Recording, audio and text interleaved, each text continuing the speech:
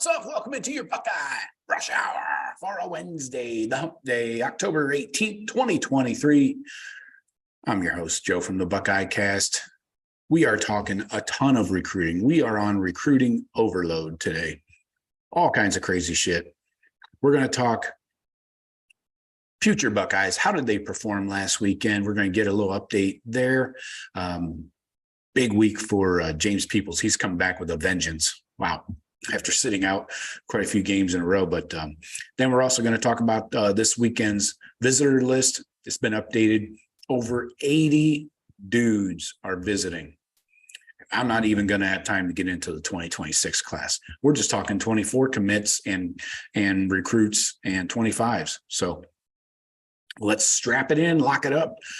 I got a question for you in the chat. Who's your QB1, Aller or McCord? Simple question. You be the judge. Some people like Drew Aller because he's from Ohio. He's also 6'5".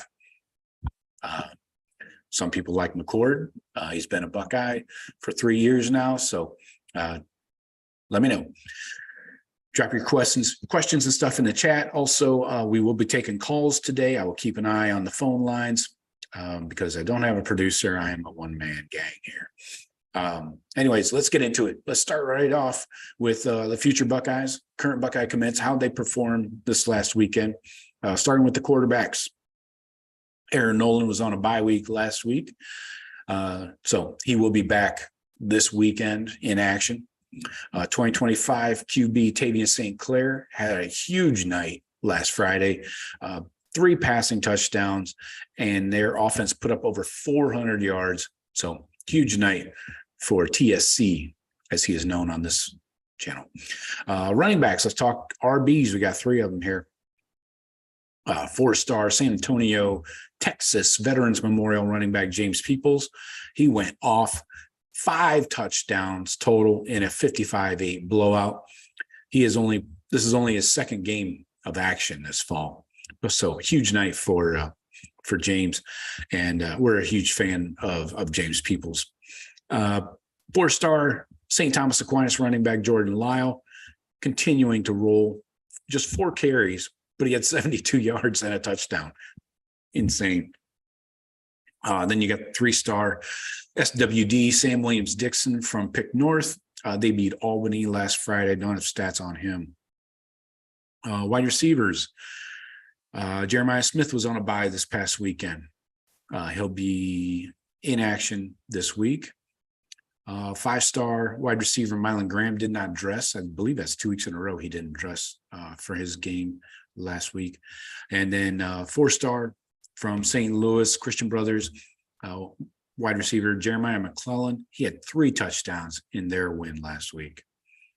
2025 4-star wide receiver and recent Buckeye commit Javen Boggs had 101 receiving yards and 2 touchdowns on just 5 catches last week. So already looking good with being a Buckeye commit. 2026 4-star Chris Henry Jr. He had 6 catches for 115 yards in their win. Tight ends, the 4-star tight end Max LeBlanc had 3 catches in a win for the Chattanooga Baylor School. 4-star Cleveland Glenville Demarion Witten had a pick 6. What? He had a pick 6 on Thursday. All right. Offensive line. 4-star Ian Moore. They beat Muncie Delta 38-7 on Friday. Their O-line paved the way for 380 total yards of offense, moving dudes off the ball. Then the 4-star Twins. Twins are always 5 stars in my eyes. Anyways, keep it clean. The Armstrong Twins won 28-21 over who they play? I don't know who they played, but they've won 4 in a row. Lakewood St. Ed's. Defensive line, 5-star Justin Scott. They won 46-14 on Friday. He made a ton of plays for his defense, and they held St. Viator, I don't know what that is, scoreless for almost 3 quarters. So getting it done. Then 5-star defensive lineman Edric Houston had 3 tackles and an interception last week, though it wasn't a loss. Buford went down. Isn't Raiola there? Huh. Isn't Dominic Raiola their quarterback? Interesting. Thought he was like all worldly. #1 perfect quarterback. Anyways, 3-star defensive lineman Eric Mensah had 9 tackles, 1 sack, and a scoop and score in a win last week. Wow. For Stafford, Virginia. Linebacker, 4-star Big Walnut Garrett Stover had 9 tackles and an interception in a 37-0 win. Good job, Garrett. 4-star Lucas Lovejoy linebacker Peyton Pierce, 12 tackles, led the way in a 76-0 win. Good job. At the corners, Aaron Scott from Springfield had 2 passes knocked down in a 30-27 win. Cleveland Glenville corner Bryce West had 2 punt returns for touchdowns, taken off the board, but had 4 tackles in a win. I'd be livid if I were him. Then Arizona corner Miles Lockhart was on a bye last week. He's back in action this week. Recent Buckeye commit, 2025 4-star from St. Francis Academy in Baltimore, Blake Woodby, did not have a game also this week. Safeties from Seton Hall Prep, Jalen McClain had 15 tackles and a blocked field goal in a loss. Man, these guys are making plays. And then recent Buckeye commit Leroy Roker from Fort Myers had 2 tackles and an INT in the win last Thursday. So that's our breakdown for the future Buckeyes. It's going to get nuts. This list of visitors for this Penn State game is off the charts, man. We only have 1 official visit, though. Only 1 is an official visit of all these 80 guys. So Clinton, North Carolina High School, 4-star defensive end Amaris Williams. He was offered by the Buckeyes a couple of weeks ago after months and months of conversations with Larry Johnson. So there's some confidence that with getting this visit planned and on the books, there's a strong belief that Williams is a flip candidate. So he's definitely on flip watch for the Buckeyes. So we'll see what happens after this weekend's officials. He's the only official visitor. Okay, Chance Robinson, the current Miami commit and South Florida Express guy, he has pushed back his visit to the weekend of November 11th versus Michigan State. So it's a night game. There's probably no chance that he returns or he makes it to Columbus this weekend, but he will be here for the Michigan State game. So we'll see. Possible flip candidate there. Not for sure. We'll see if he makes it for the Michigan State game first before we go jumping there. While we're talking South Florida's SFE guys, JoJo Trader is not coming to Columbus this weekend with the South Florida Express group. And it looks like the Buckeyes are no longer pursuing him. So he's locked in with Miami, and best of luck to him. Now, let's talk about all of these commits.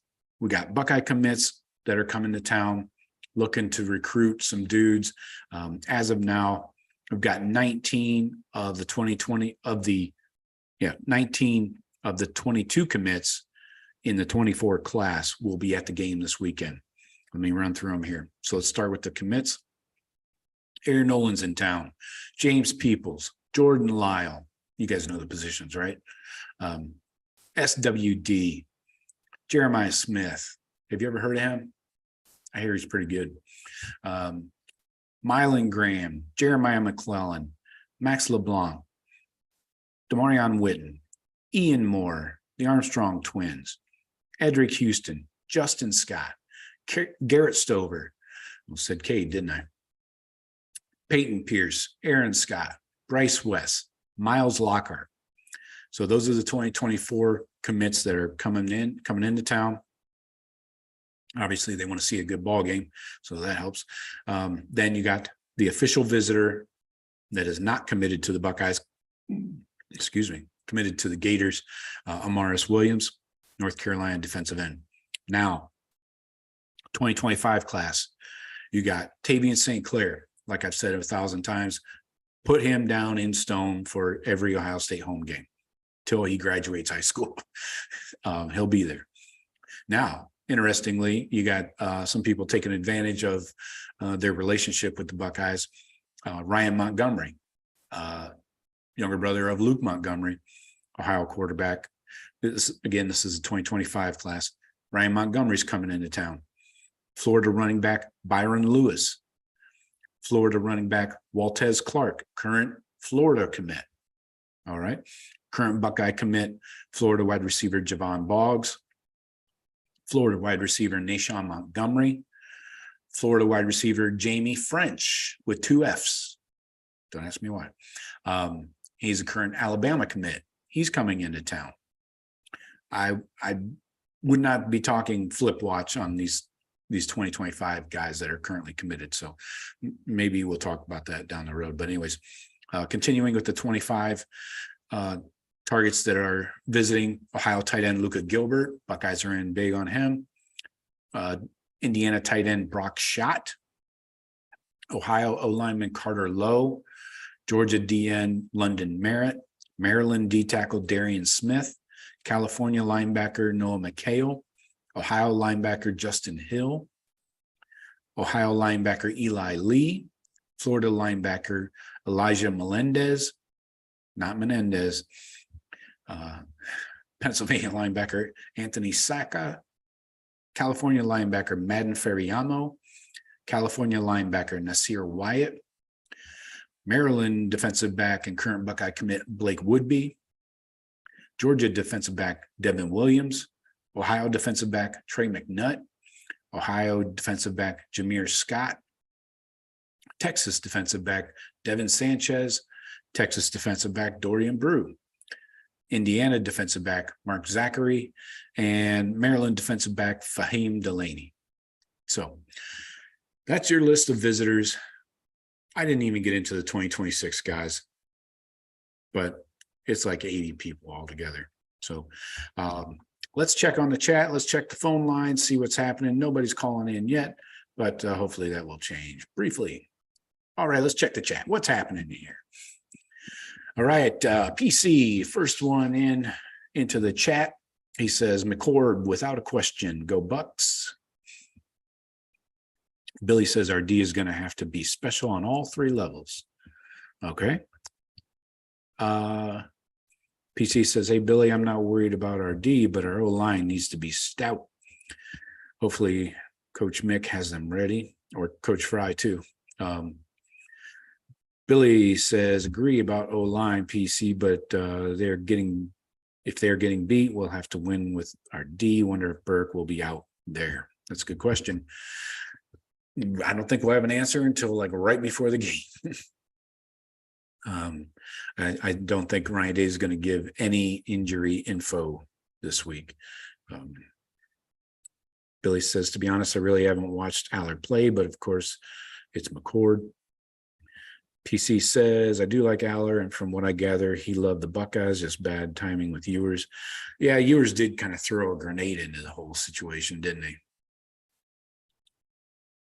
Not surprised. Shit happens. PC says, love James Peoples. Can't wait to see him in scarlet and gray. Me too. Billy says, I may be one of the few that feels this way, but I'm glad McCord is our QB now and not Ewers. All right. Ewers was a generational talent. Perfect quarterback recruit, right? A lot of talking I just did. Billy says, I guess there's no real buzz about Lightfoot flipping. No, not that I've heard. I would say wait until after this weekend. We'll see, Apparently he canceled his visit. He was supposed to be here with this South Florida Express guys, but yeah, let's see what happens. I don't know. We'll take it down to the wire. who knows? He may end up being a transfer candidate down the road when the real Miami reveals itself. Billy says Devin Sanchez would be a major get. And Brew, yeah. There's a lot. I'm telling you, man, this 2025 class is freaking loaded with corners and DBs. Some of these corners will probably end up being safeties, you know how that works. But there's a truckload here. Devin Williams, Trey McNutt, Jameer Scott. McNutt's obviously legacy. Devin Sanchez, Dorian Brew, Mark Zachary from Indiana's no slouch. Fahim Delaney from Maryland. Again, lots and lots of action on the defensive back front for the 25 class. What else? You guys want to talk Penn State game, or you want to talk some more Cruton?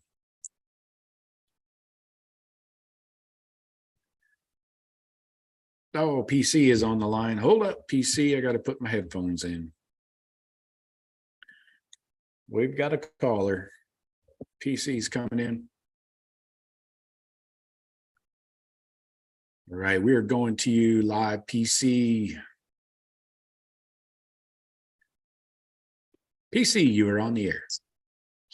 What's up, Joe? How you doing, man? Good. How you been? Doing all right. No complaints. Just trying to figure out what's real and what's not from all this coverage of the game coming up this weekend. Seems to be all kind of all over the place. I don't know. I get a couple thoughts, but what did you have a score prediction yet or no? Oh yeah. My Sunday score prediction was 34-17. I'm feeling a little I don't know. I think that's a little too high on both sides there. I'm thinking more low scoring affair though. I'm kind of leaning towards a 24-10-ish kind of area now. Yeah, I've been going back and forth too. I'm thinking, well, I'll just might as well just get it out there now. I'm gonna go 24-21. Right. And that, normally I wouldn't go that low, but I was just looking at all the stats and everything. It looks like Penn State's defense is pretty legit. Problem though is the quality of opponent that they played. Yep. It's almost like similar type scenario that I was looking at with Maryland, but anyway, yeah, it's a little bit hard to tell, but I don't think they played anyone worth a damn, although, Iowa's defense, that's pretty good. Mm-hmm. So I'm going to call it 24-21. Yeah. I'm not convinced of Penn State's offense though. I know Aller has a strong arm. We haven't seen it though. I guess they've only had one pass longer than 40 yards. Is that right? Yeah, they're last in the country in explosive plays. They're close to it, like 133rd or whatever that is. So they're all about dinking and dunking and kind of methodically and slowly chewing clock and moving down the field. They're not gonna jump up on you, 2 scores right away. So yeah, and they like to run the ball. They run the ball 55% of the time. See, so that's a big deal. I'm not concerned about our defense. I think our defense can handle them. Now, that being said, providing Burke is back, I mean, yeah, I don't know. I mean, that's kind of the whole injury saga this week has kind of had me frazzled a little bit. We got a number of guys that could be impact players for this game that are kind of, we don't know if they're going to play or not, Yeah. So that's, if we knew for sure that they were going to be in, then that might change the calculus a little bit as far as confidence and all that. But so last in explosive plays, only one pass longer than 40 yards. Their defense, though, is pretty damn good. They've only allowed one passing touchdown from what I understand. Yeah. Aller's thrown 12 touchdowns, no interceptions. No interceptions, is that right? Is that? That might be right. Yeah. Yeah, that's why I got him in 0. So I guess if you're running the ball, you're not going to throw an interception, but at the same time, you know, like no interceptions up to 6 games now. So that's pretty good. I guess maybe that does speak a little bit to the quality of opponent, but at the same time, you know, that's not bad. McCord has 1. Is that right? Yep, just the 1. Could have had a few others. Yeah. That's why they're DBs, right? So, yeah, I think on our defense, I think I saw we were first in pass defense. So I don't know. I have pretty good confidence on our defense. Where I don't have confidence is in our offensive line. Now, here's the thing: if that breaks down, everything else is going to break down on offense. Because if you don't give McCord time to throw, if you don't make holes for the running backs, like all of those types of things, like then your offense isn't going to go anywhere. You know. Exactly. So, you know, clean game. Yeah, I think it's probably a little too much to ask. We've already baked in at least 1 penalty for Simmons. Oh yeah. Probably a couple intentional groundings from McCord. Yeah.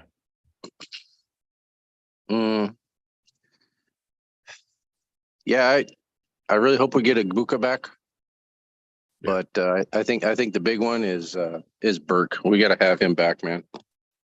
And, I agree. And he's got to be 100%. You know, he's got to be good to go. Can't be one of those. Have him in just for a little bit. But I'll say this: Matthews does look pretty good. I'm liking what I'm seeing out of the kid. I'm hoping that it comes to fruition, all the potential that he has. Yeah. But I think it'll be a good game, man.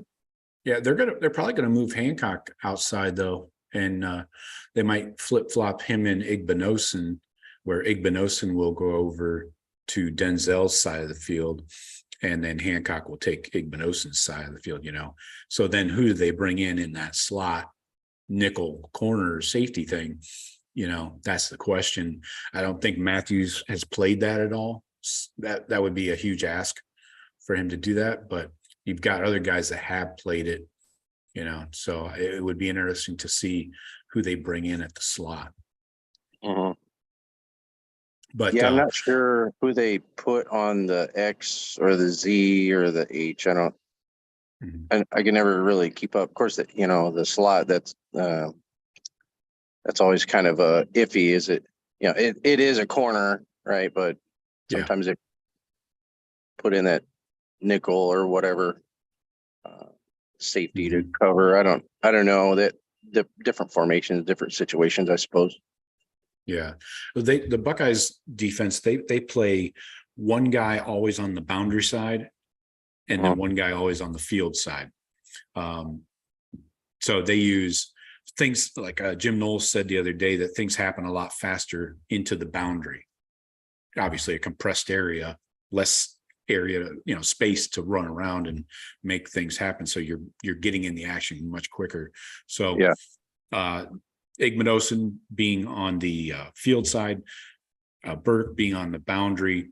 So Hancock, you know, how do you arrange these guys is a question. But I did have some stats on side nugget here. Penn State's passing stats are horrendous when you look at them in the national landscape. And we talked about how Drew Aller isn't really asked to do a lot with his arm. Yeah. But their pass completion percentage is only 61%. That's 60th in the country. Yards per pass, 6.8 yards. That's 87th in the country. Yeah. Passes per game, 32.8. That's 64th. Passing yards per game, 223. That's 72nd in the country. And they don't take a lot of sacks. They're 9th in the country at 2.4. So there's a lot of dink and dunk. So he's probably getting that ball out pretty quick, huh? Probably, yeah. He's not, I mean, he's a big dude. He's probably not going to stand back there too long, but I think ball out quickly, and then probably hitting tight ends, running backs, they don't have a receiver that really has put up major yards this year. Lambert Smith has 400 over the 6 games. He has a long of 72, but this strength of schedule is a major issue for me when I look at Penn State. They're 112th through their first 6 games. Yeah, I agree. I've seen that too.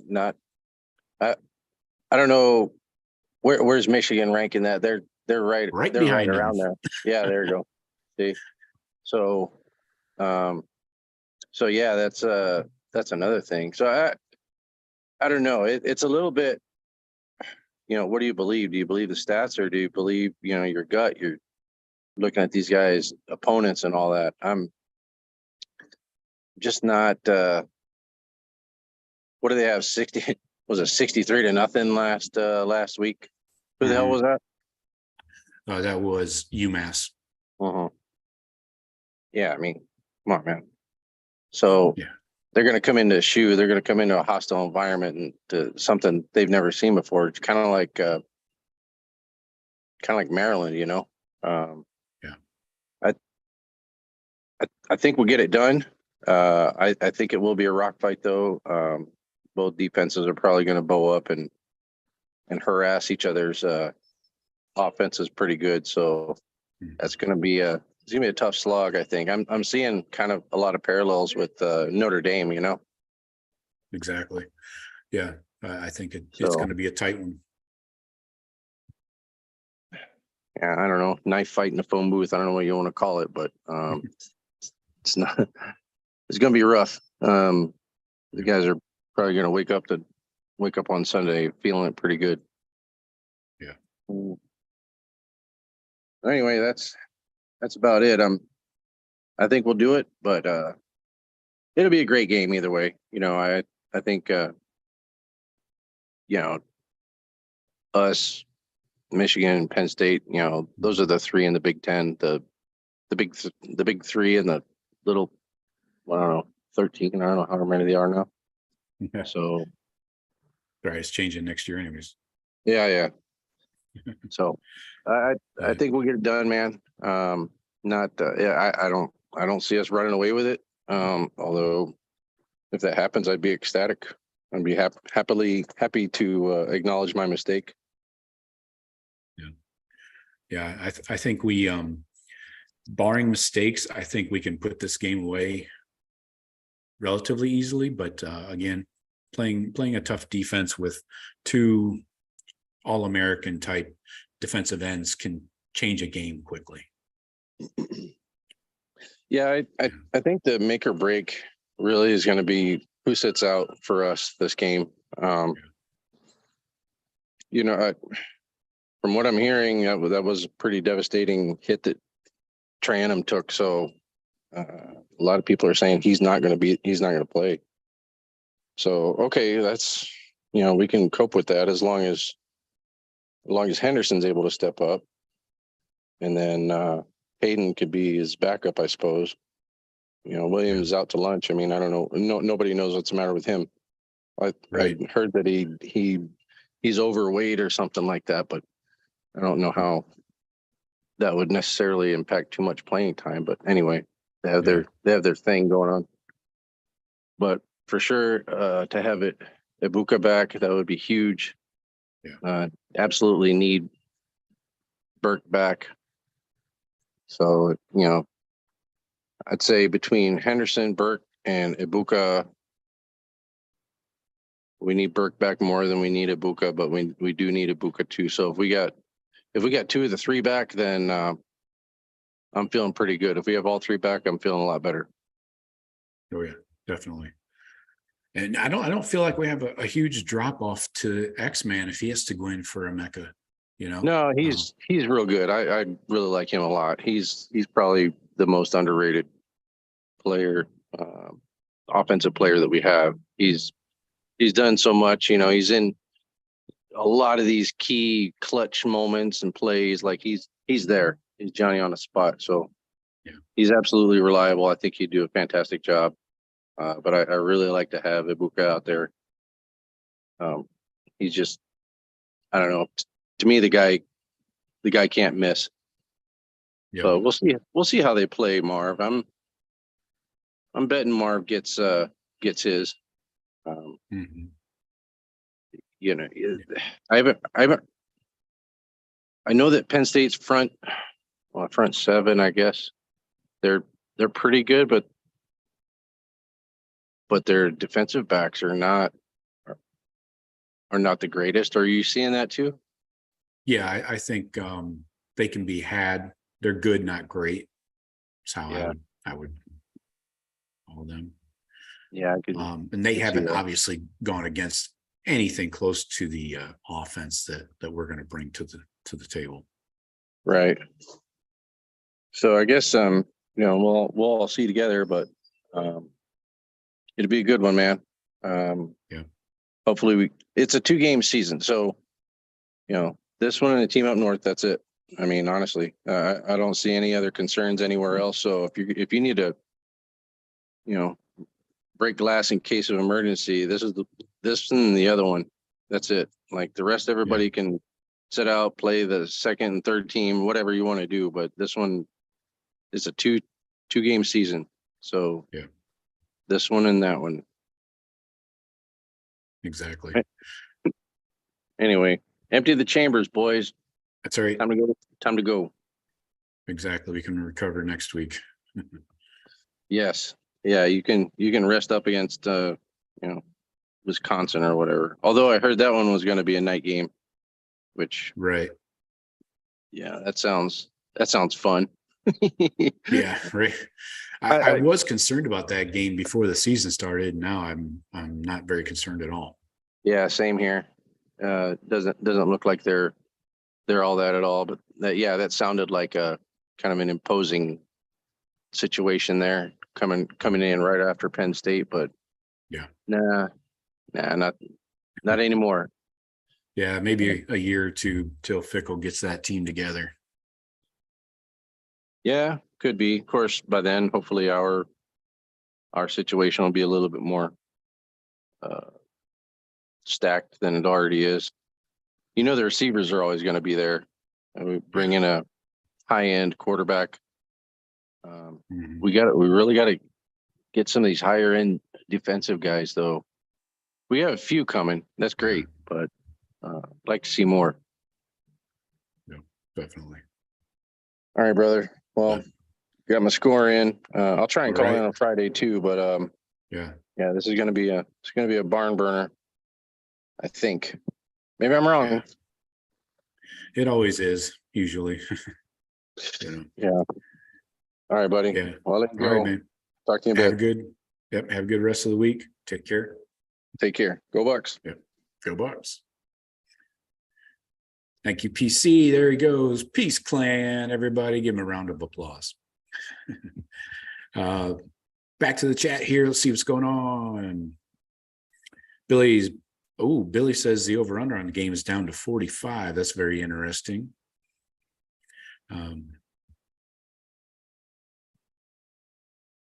Mike Green, how you doing? Good to see you. Billy says Day showed some new looks in run game last week. Hopefully he's got more tricks up his sleeve. Yeah. Actually, they went to from what Ryan Day said, back to like day one installation type stuff with the guard and tackle counter plays in the run game. Shit was successful, but again, you're going against Purdue. I know that they're Division I athletes, Power 5 athletes, whatever, but Purdue's not a great run defense. So what can you take? Can you take it with a grain of salt? Does it mean anything? Who knows? It's going to be interesting this week, though. that Buckeye run game, I think, is going to have to slow down the blitz. They're going to blitz the shit out of Kyle. So if you can get the run game established, maybe hit them, with a delay, a draw, or just go right at him and run right at him. If you can get that established, that'll slow down that blitz for sure. And then you pop them with some play action. So, hey, everybody, thank you for popping in. We appreciate you guys. We're going to go to about 5:30. And hit me with your questions and comments. You're welcome to call in. Phone lines are open. The phone number and information on how to call in is in the description below. It's also scrolling above my head on screen. What else? Billy says good news is that Penn State doesn't have good wideouts. Yeah, I'm not concerned about their wideouts either. I mean, I was just looking at them. Keandre Lambert-Smith, their leading receiver, has 31 catches in 6 games, 400 yards, does have a long of 72 and 3 touchdowns. Then their second leading receiver is a tight end, Theo Johnson. He has 16 catches, 167 yards, 2 touchdowns. Then Harrison Wallace, the third, is the other receiver, 13 catches, 142 yards, no touchdowns. Tyler Warren, the tight end, has 16 catches, 129 yards, but 5 touchdowns. So they're looking for old Tyler here in the red zone. I'm taking it. Nicholas Singleton has 13 catches, 111 and a touchdown. So I'm surprised Dante Cephas, the transfer from Kent State, isn't doing more. I expected him, maybe he's having a tough time jumping up a level, to a Power 5 bowl. But Dante Cephas just has 6 catches and 100 yards. So not anybody too intimidating here, in my point of view. Continuing with the chat here. Mike says this will be the X-Man breakout game. Yeah, we've been calling X-Man a weapon since last year, since he caught that touchdown against Notre Dame in week 1. But yeah, he can have another breakout game. It's fine with me. Josh says, I know this doesn't have anything to do with anything. I hope they start really going over the Ohio players and really evaluating them harder. I think a lot more of them are better than what they're ranked. Yeah. So that's possible. I mean, not all evaluations are perfect or correct. Josh says we need to use screens and quick outs so we can use their aggressiveness. Like you said, Urban was really good at that when line was struggling. Billy says Hayden pass pro seems to be his weakness, might affect his snap count if Chip can't go. Yeah, I wouldn't be surprised if Chip can't go. He's probably in concussion protocol. I would not expect Ryan Day to tell us anything until he has to right before the game. I mean, it's going to be obvious who comes out and warms up and everything, but I think your running backs are going to be Trey and Dallin, and maybe Mayan mixing in with some short yardage. And then I think your receivers, I don't know what to think about Ibuka. If he is out, I don't think it's a huge drop off with X-Man. So I think we're fine there. And who else? Defense, Denzel Burke. I don't know the extent of that injury. If it's a leg, that could be a problem. If it's an upper body issue, it seemed to be a leg because he had to have the trainers help him off the field. He couldn't put weight on his one leg. So that seems like a big problem. But I like Jordan Hancock and Davison Igbinosun at the outside corners. Who you bring in to the slot is a concern. We've seen the Cam Martinez show, and I don't want any part of that. No offense, Cam, but there's a reason why you're not the starting nickel right now. We've got some other guys we could slide in there too. Jahad Carter. He hasn't really played much at all. He's played all 3 safety positions. So is he an option? The other corners, Jermaine Matthews. Do you want to throw a freshman out there in this big situation? I don't know. Plus, he's an outside corner. You can't really use him in the slot. Ryan Turner, Jair Brown, can those guys work into the slot? Are they options? I have to see. I don't know. But you just stick Sonny out there and leave him in the slot, for the entire game. It's possible. Don't be surprised if you see some 3 linebacker sets this week too, especially on running downs, like first down, I would see, I think you'll see three linebackers. You'll see Simon. He can play all 3 positions, and then Steele and Tommy on those running plays, running downs. Also depends on the offense's formation and stuff. But back to your point, Billy, about Hayden's pass protection. Yeah. Yeah. It's not ball security anymore. We got that out of Ryan Day the other day. It's not him fumbling in practice or anything like that. It's just pass protection. So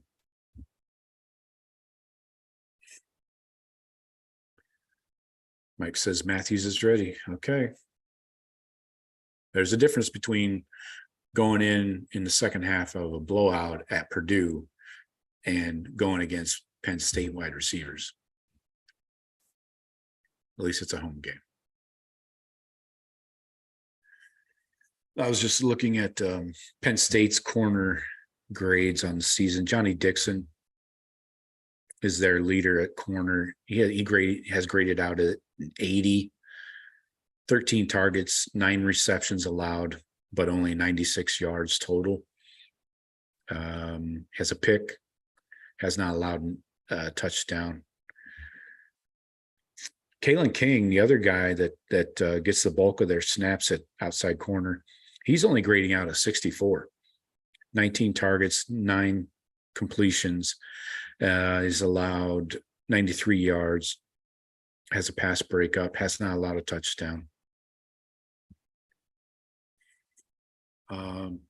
Penalties, where's penalties at?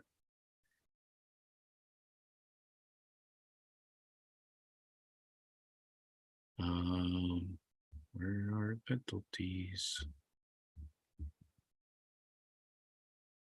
Oh, there it is. Penalties. Cam Miller, he's a corner. He's got 107 snaps in pass coverage, 15 targets, 8 receptions. So he could be a guy that has been targeted. He has 2 penalties on the year. They got a corner that doesn't play much, 2 corners actually, with 1 penalty each. Yeah, none of their starters really have too many penalties on the defense in coverage, anyways.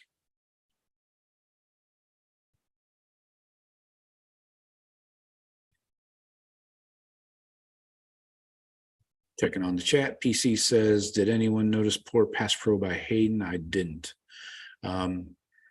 That's Ryan Day's complaint. I graded out, going by the PFF grades, he actually did well this past week. Now, I've had other people say differently. I've heard on other shows and whatnot. Where is he? Oh, yeah, he did. He was an 18.9. Yeah. Yeah, he graded out poorly, really bad, like really, really bad. This is for the season. Yeah, that's for the season. Let me check his Purdue game. Yeah, 18.9, allowed a hit and a hurry, so 2 pressures, and he was only in on 12 pass plays, so that's really bad. Last year he was at a 60 and 37 pass blocking plays. So there it is. That's the issue.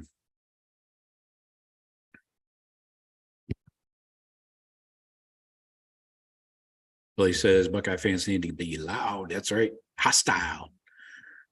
PC says, I guess some dude named Wallace will be back. Yeah. Now he's a receiver.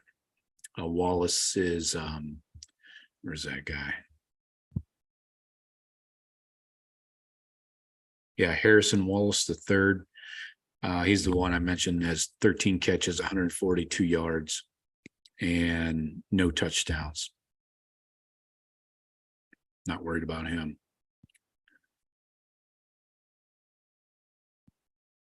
Yeah, Mike, I agree. PC and I talked about that they're going to dink and dunk down the field, and linebackers are going to have to make the stops, the front 6 or 7, depending on the formation. So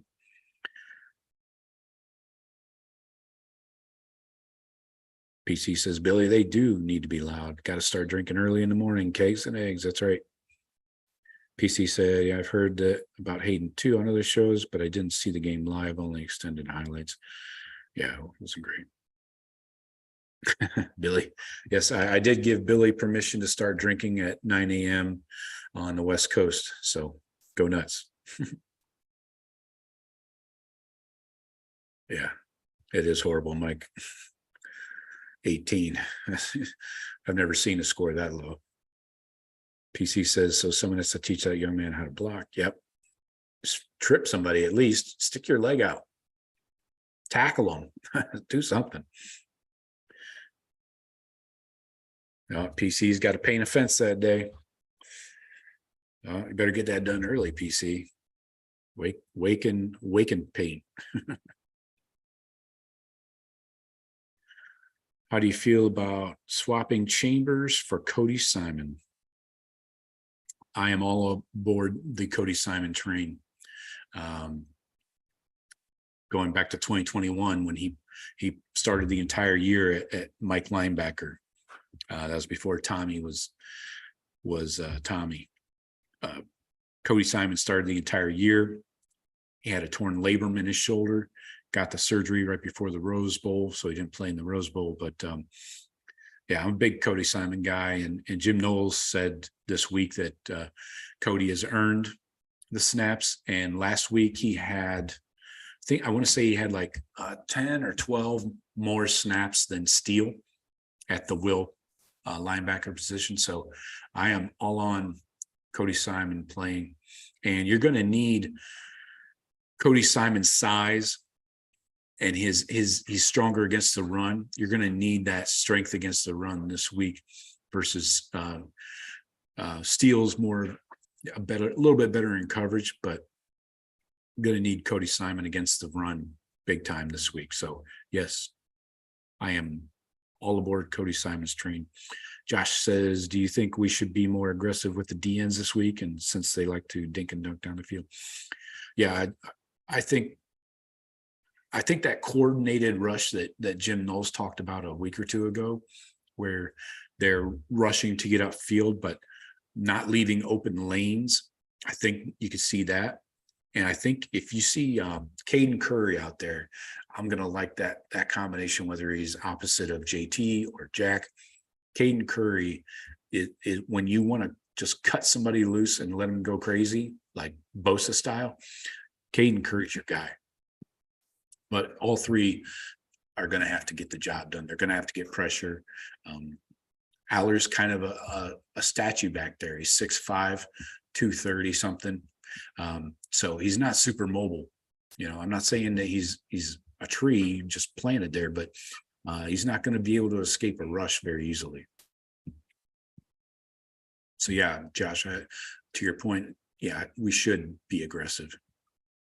I think you're going to see some blitzing too. Don't forget that. Yeah, PC, the radio broadcast is always the best way to go. Billy says Hayden has to find the guy to block on their blitzes. Yeah, he missed a couple last week. He just didn't even find the right guy to block. PC says I wasn't high on Simon before the season, but he's really stepped up. That's great. I said before the season he and Reed Carrico need to step up or get out of the way. He stepped up. Yeah. Mike says The beat is trash hating on Devin Brown when he was 5 of 6 in the red zone. Yeah, I don't know why they would be hating on Devin Brown. I mean, why are we choosing sides at all? I mean, that's bad coverage from the beat's point of view. I think that's terrible writing and coverage. Josh says, I agree. PC says PCU blitzes more than half of the time. We should be able to exploit that by getting the ball out quick. Yep. Billy says, dinking and painting go well together. Drinking and painting, sorry. Dinking and dunking has got me confused with drinking and painting. But yeah, well, last week, Purdue blitzed 77% of the time on us. So that was probably a good matchup, a good precursor for this week, right? Get Kyle used to having dudes in his face. Now, I will say you shouldn't be throwing off your back foot on every play. Maybe step aside, step up, avoid the rush, and let it go. Throwing off your back foot is never a winning combination. He did get the touchdown pass out there to Marv, where he just kind of fluttered it, over in the corner of the end zone. But typically, you want to get your feet under you and drive the ball. Like Ryan Day says, get your cleats in the ground when you're lining up that, getting ready to throw. PC says it'll probably be okay in the beginning, Billy, but after a couple hours, not so much. Yeah.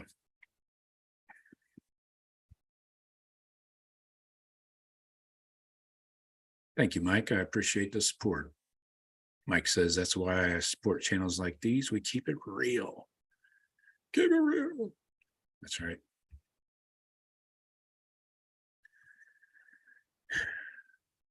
Doesn't help when YouTube demonetizes my channel, though.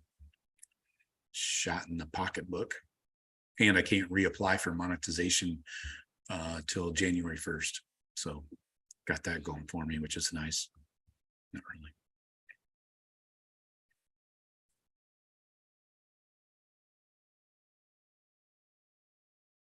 Yeah, PC, I don't like the back pedal off balance throws off the back foot, but he had guys in his face, I mean, it's not like he wanted to throw off his back foot or he was being sloppy. He had dudes in his face most of the time. Like I said, they blitz 77% of the time.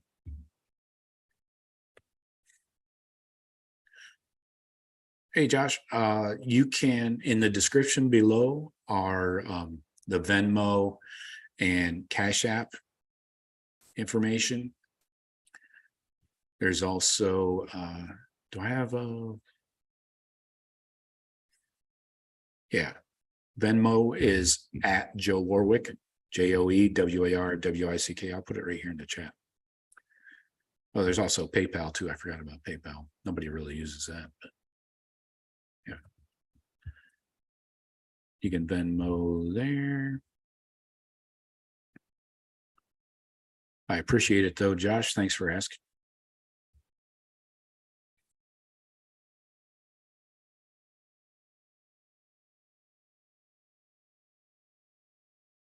I appreciate it.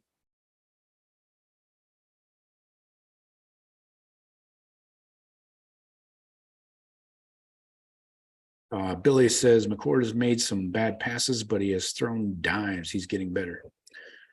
Yeah, I think you're seeing a kind of a evolution, so Kyle's getting better week after week. We need to see less interceptable passes, less balls hitting guys' hands, defenders' hands and stuff. So yeah, we're going to wind it down here. Everybody that just popped in, I see a bunch of you guys. Please hit the like button. I appreciate it. On the way out the door, I'm going to pour me a shot of bourbon here. Yeah, Mike, it could be better. Kyle's pocket presence. It's one of those things I think you can only learn that in live game situations, right? I mean, you can practice it only so much, but in practice, the guys are coming from the same angle all the time, or they're predictable, right? But in live games, you don't know where that blitz is coming from sometimes. So yeah, I think more reps, the better for Kyle, and he'll get better,